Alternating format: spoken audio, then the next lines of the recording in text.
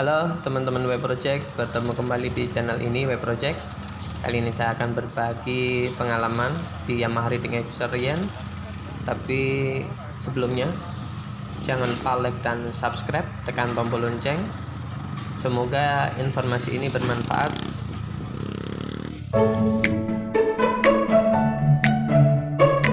Naik tipsnya terutama nih agak susah buat orang-orang yang kurang tinggi kayak saya gitu. Jadi tipsnya pertama, ketika kita mau naik, kita nih netral nih.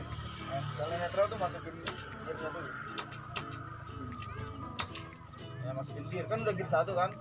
Udah gear 1 rilis standarnya. Rilis standarnya, tarik stangnya ke kanan. Ini lebih dekat, lebih gampang naik dibanding kita gini nih, susah nih kan. Stang seperti ini, terus apa, rem depannya nih ditarik biar motornya nggak jalan. Terutama buat orang-orang misalnya di area terabas dan jalanannya kan ya selalu rata tuh, ada yang turunan. Takutnya dia kalau nggak ngerem, apalagi pas kondisi netral, itu motornya mudah untuk jalan. Mau naik kan motornya wah itu jalan itu jatuh. Nah, setelah itu kan udah masuk gear 1 nih, ya. Seperti ini kita naik, ya. Kalau gini kita naik susah. Yang kayak ini untuk baru kita naik. Ya pastiin yang di belakang kosong gitu. Takut temennya jongkok atau di rumah istrinya lagi duduk tendang. Puasa seminggu dah ya. Lihat belakang, naik nah. Gitu. Kan udah gear 1 kan? Ya tinggal hidupin aja, udah jalan. Tapi kalau teman-teman netral masih gitu kan, itu susah balik lagi gitu, susah ya seperti itu. Dan terus kalau yang nggak terlalu tinggi juga, ketika naik seperti ini, udah cantelin aja kakinya di sini ya, nggak perlu sampai dua-duanya begini start, nggak perlu, begini aja. Nah, jadi kesannya kan tinggi juga saya kayak gitu ya. Atas ya gitu. Ya Wahyudi ya, kayak gini tipsnya Yud ya. Gitu, jadi tiga jalan doang. Karena kalau kita terabasan, harapannya turun kaki dua-duanya misalnya nggak nyampe, wah bingung. Nah, apalagi kalau terabasan, ketika kita mau berhenti, kita udah mikir, oh di mana ada gundukan gitu kan. Kalau kayak Kang Imam mah nggak masalah, orangnya tinggi. Akbar tinggi, mau di mana aja berhenti bebas. Ya, kalau kayak saya gitu kan nyari gundukan dulu sebelah kiri, wah udah siap-siap kaki ke kiri, kayak gitu. Terus apa, pantat agak dikeluarin gitu kan, keluarin ke kiri nih, belahannya nih kena jok samping, jadi kita lebih tinggi, wah tinggi saya gitu. Nah turun juga sama, misalnya turun kan gearnya udah 1 nih, misalnya dari 3, 2, 1, tetap dikit 1, jangan dinetralin, waktu bilang dikit 1 turun. Nah waktu turun baru standarin, ya standarin, udah mati gitu loh. Jadi tetap gear 1. Kalau kita parkir pakai gear 1, jangan dinetralin waktu terabas. Kalau gear 1 kan ngunci tuh, bannya nggak mundur. Takutnya netral, mundur, jatuh motornya, banyak kayak gitu. Ya. Nah terus udah gear 1, keuntungannya apa? Kita nggak masukin gear lagi kan kalau mau jalan kan. Udah gear 1. Mau naik, rilis. Kalau turun dulu baru jalan gini. Ya. Terus kalau kita misalnya turun nih, ada nyari section nih agak susah. Wah, susah, apalagi udah terabosan capek gitu kan. Mau berhenti aja capek. Nyari section mana sih, sectionnya susah. Turunnya dulu. Baru section. Ya, susah. Gitu ya.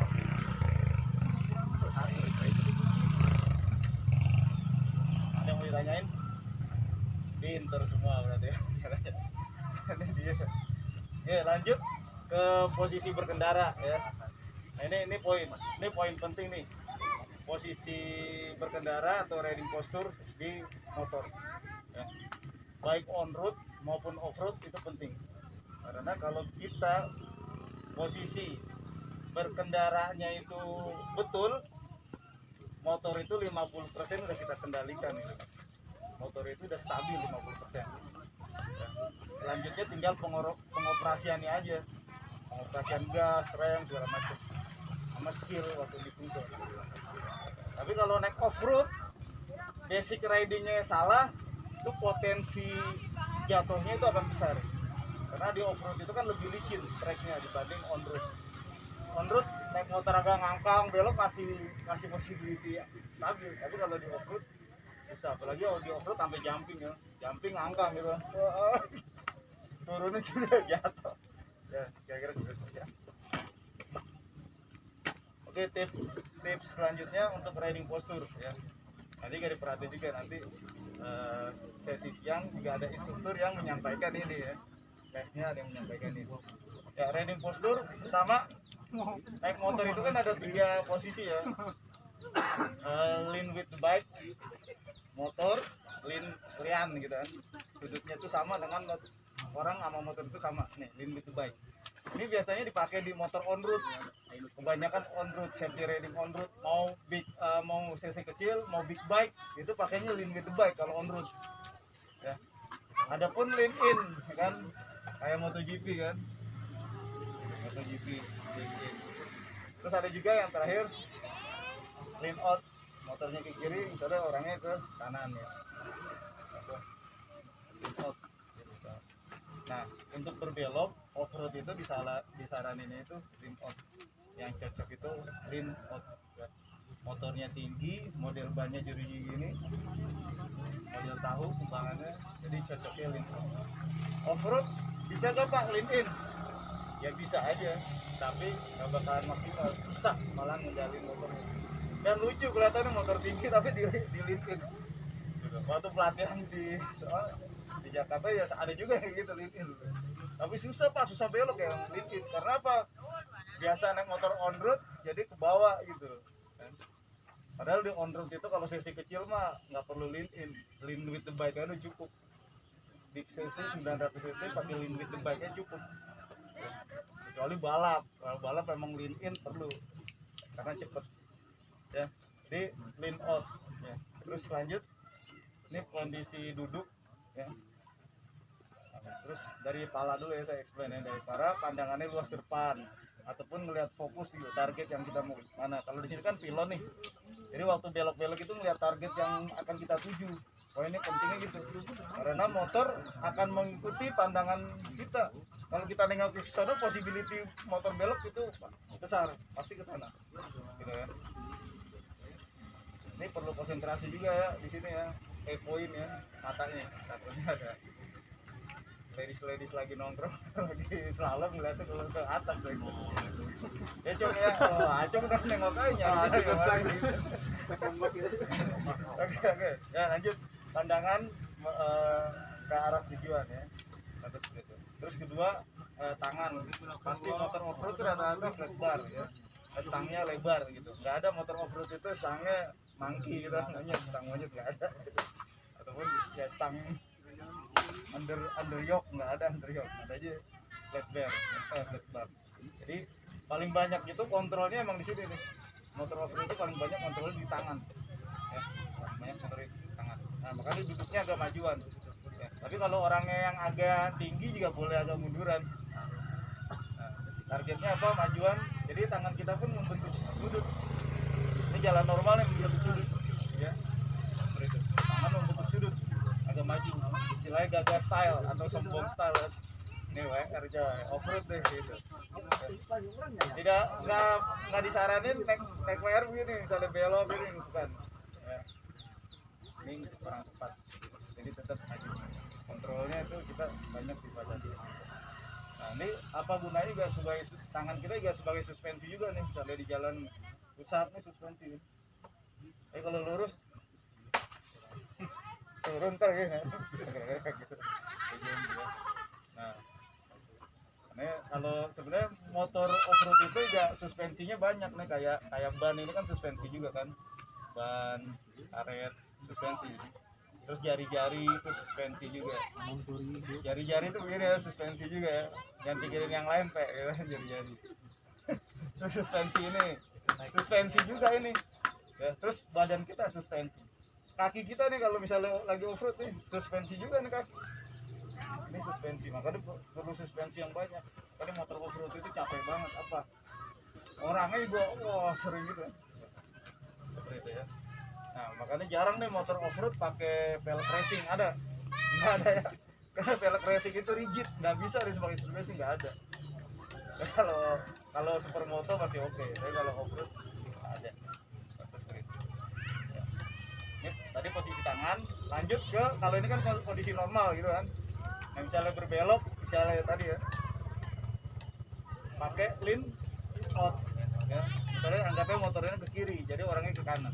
Nah kalau yang buat pemula, ini tangan kirinya dilurusin aja nih, jadi kan tahu feelingnya badan itu kedorong ke kanan gitu. Nah posisi tangan kanannya seperti ini ya. salah juga. Posisi tangan seperti ini, jadi kontrol gasnya gampang ya, tangan seperti itu. Tapi kalau yang pro yang udah ini ya tangannya di sudut, disikuin sedikit gitu biar nggak terlalu capek. Kalau ini capek. Tapi kalau yang baru-baru pakai motor ini ya diinin aja, dijauhin. Terus belahan pantatnya ke sini, pinggiran jok ini.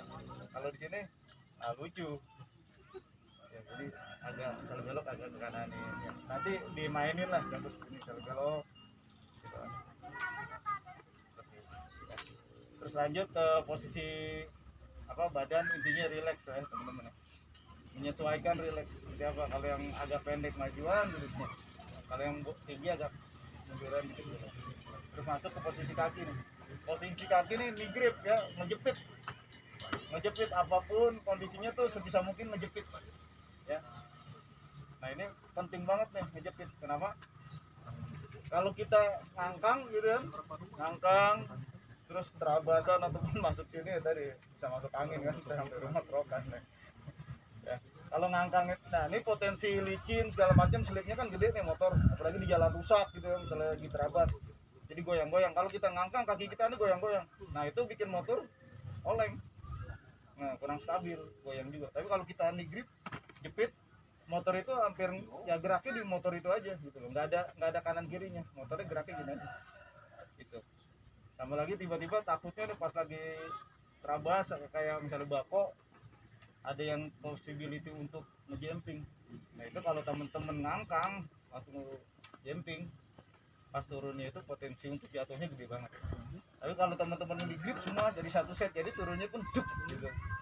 Tapi kalau ngangkang juk bisa kanan kirinya enggak gitu. Di grip poin penting. Nah terus posisi kaki nih, ini banyak banget ini ya. Biasanya orang yang baru pakai sepatu ini itu ngeremnya dikit kebanyakan gitu kan, karena jadi tenaganya tuh gede banget gitu, feeling sedikit tapi hasilnya banyak, jadi ngepot mulu ya.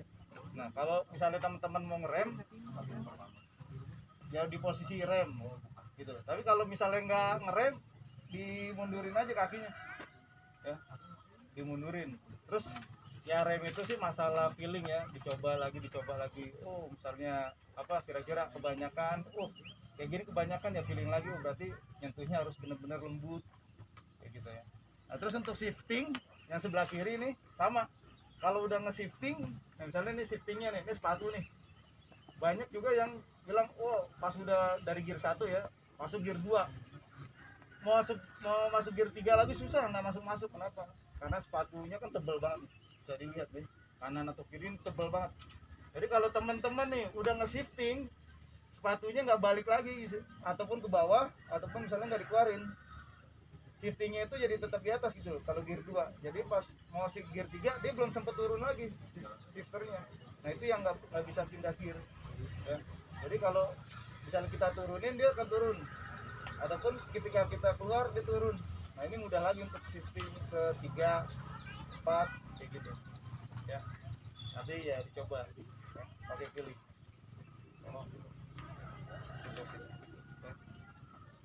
Nah ini posisi duduk. Nah kalau posisi diri nanti ada juga kita yang slalom off-road itu paling banyaknya tuh disaranin berdiri sebenarnya. Selama jalan itu rusak, kalau bisa berdiri akan mudah banget loh kontrolnya ketika kita berdiri ya. Karena apa? Kalau kita berdiri ini kan suspensi, jadi pandangan kita itu ke depan itu ini tetap gitu loh. Tapi kalau kita duduk, nah pandangan itu jadi naik turun karena kita duduk kan, ikutin satu set motor. Tapi kalau gini, nah itu seperti itu ya. Nah, terus kalau untuk posisi diri juga, misalnya nanti ada juga yang misalnya diri terus, tapi yang nggak belok gitu loh, trek lurus diri terus, kita dirinya agak lempeng nggak apa-apa, biar nggak capek. Kalau usah begini, misalnya jalan lempeng rusak, jangan begini, ini akan bikin capek. Agak lurus, jadi badan kita itu ditopang sama kaki ke bawah gitu. Kayak gini nggak capek, nggak apa-apa nih, strike gini nggak apa-apa ya. Kecuali misalnya jalan yang mulai menikung ataupun kita berbelok, nah itu duduk dirinya udah agak di seperti ini atas gitu. Nah, terus kalau diri tetap apa, ini grip, nggak boleh begini, susah, tetap gitu.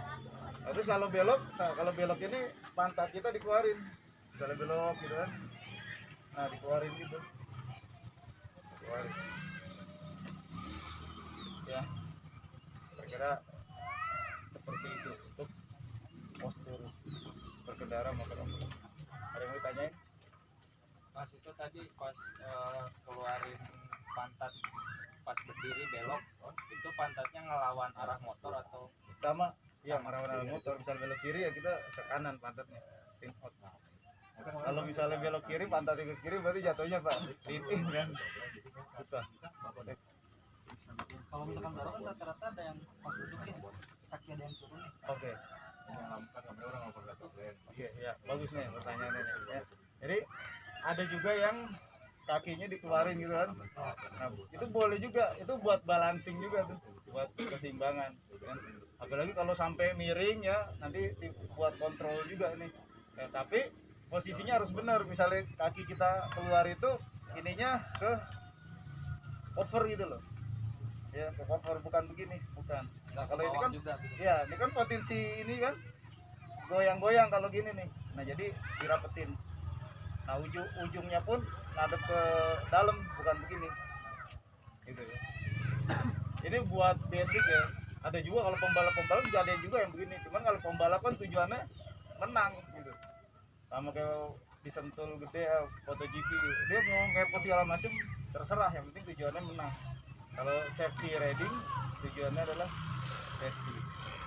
Tapi nggak apa-apa nanti misalnya teman-teman oh belok kiri misalnya, tampilin oh begini nggak apa-apa, cobain aja. Tapi jangan angkat. Ya kalau mau coba oh iya bedanya ya tahu, harus begini silakan.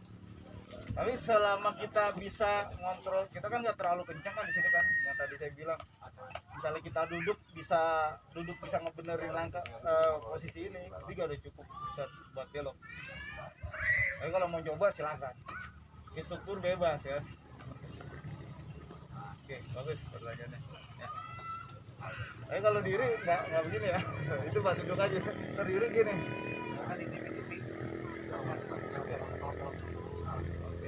Yes.